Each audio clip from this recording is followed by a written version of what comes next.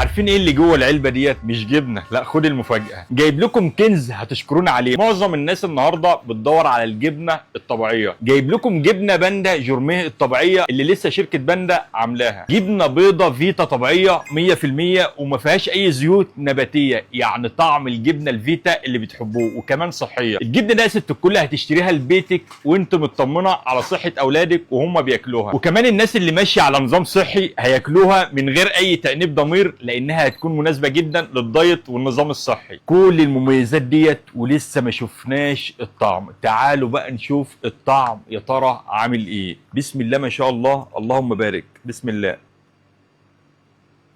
قشطه دي ولا جبنه؟ والله العظيم ما شاء الله جامده. الناس اللي بتحب جبنه طبيعيه، الجبنه ده يا جماعه هتكون حاجه جميله جدا وهتكون مثاليه جدا. الجبنه ما شاء الله بتدوب، مش محتاج غير انك تفردها على سندوتش وتستمتع بالطعم الجامد. جبنه باندا جورميه فيتا الطبيعيه موجوده دلوقتي في هايبر مول وبسعر مفاجاه. سيبوا كومنت وهنقول لكم السعر ايه. ودي يابا، سلام.